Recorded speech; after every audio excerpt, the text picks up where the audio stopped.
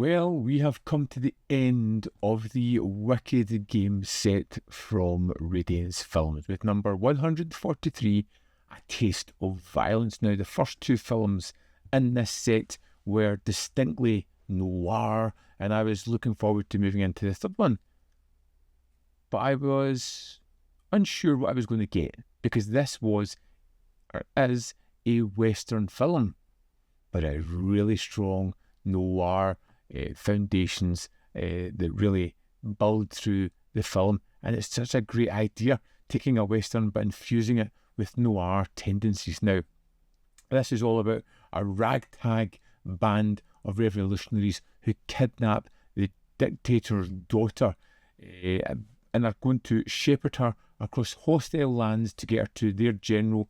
And as danger closes in, every decision becomes a moral and existential crisis. Trust is scarce, violence is inevitable, and freedom fleeting. This is one of those films that the more I watched, the more I was drawn into the film, and the more I was expecting a straightforward narrative. And when it subverts that, it just got better in my eyes. Mademoiselle, j'ai ordre de vous conduire auprès du général Guzman, chef du gouvernement provisoire révolutionnaire. Je ne reconnais pas votre gouvernement. Now, it is a Western movie, but it almost fits into the anti-Western idea of it.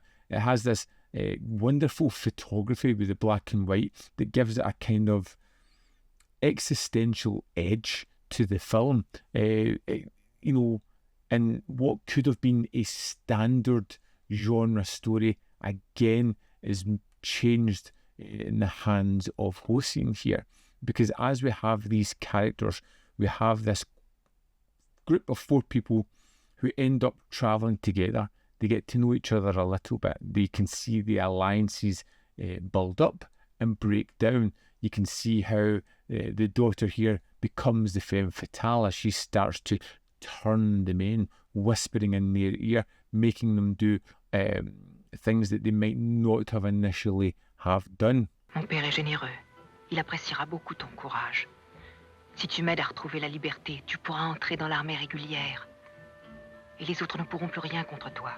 It takes a hero who is strong in his ideology, who knows what he wants, who understands that he is fighting and why he is fighting, and is determined to get there to the end. But over the course of the movie, he has this crisis where he suddenly realises that everything he's doing could be futile. The idea of this war, the insurmountable odds, the death of his friends and family, is any of this worth what they are doing? And it takes that heroic arc that we get in other movies, but it has him realise the futility of what he's actually doing, which leads to a great existential crisis in the film. Emiliano.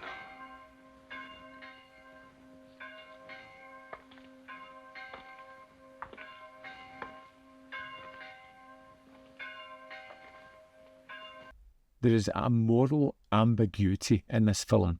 Nobody is a good guy.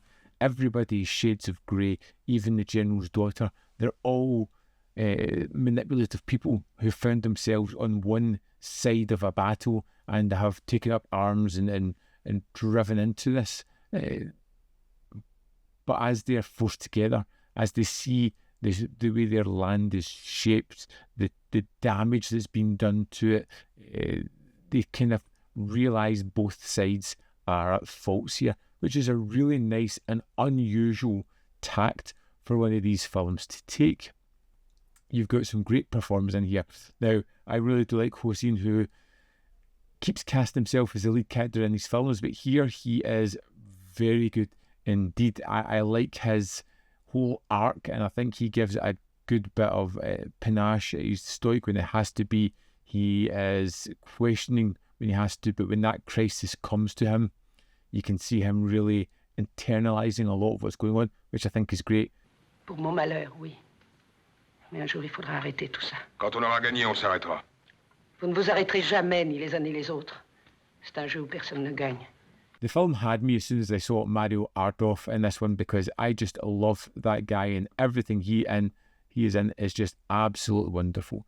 This, although it is a Western, is very much a noir film. You'll see certain tropes raised up in different ways throughout this, which I think was really inventive. This is a set not to be missed, and before we kind of round it out, we'll just dive in and have a look at the extras on this disc. Here we are in the disc for The Taste of Violence. Let's go to the special features. First up, we have an audio commentary by Tim Lucas. Next, we have Alex Cox.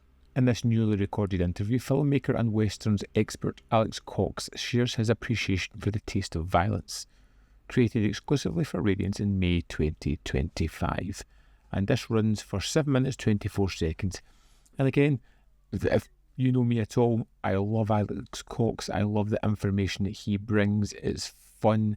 He kind of links some aspects of the films and other films that Hossein did that I didn't really put together. He talks about Hossein as an actor as well, and there's just a lot packed into this short runtime. Next, we have C. Courtney Joyner. In this newly recorded interview, author and westerns authority C. Courtney Joyner discusses Zapata westerns and how The Taste of Violence fits into this subgenre of film, created exclusively for Radiance in June 2025, and it runs for 26 minutes 24 seconds. And again, I think what I took most from this was what exactly a Zapata western was, and give me some great examples of films that fit into that genre, and exactly how The Taste of Violence fits into it as well, while standing out from the crowd, and gave me a list of other movies to check out. Also included is the trailer, and that's the extras for The Taste of Violence. There we have it. Wicked Games, get it. Get it. I think it's terrific. I think there's 3 good movies here. My favourite is Nude in a White Car, which I think was absolutely terrific and just a wonderful noir. It was a great story.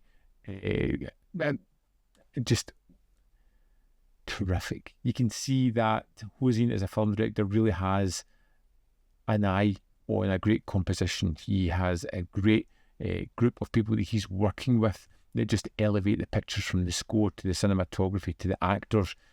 This is a great set, and one that I thoroughly recommend, definitely to pick up. I'd love to know your thoughts on A Taste of Violence. Let me know in the comment box below whether you love it, hate it, or fall somewhere in the middle. As always, there's more content up here. You can see more of my stuff. In the description box below are links to Patreon, membership program, and manvfilm.com. Always in which you can support me.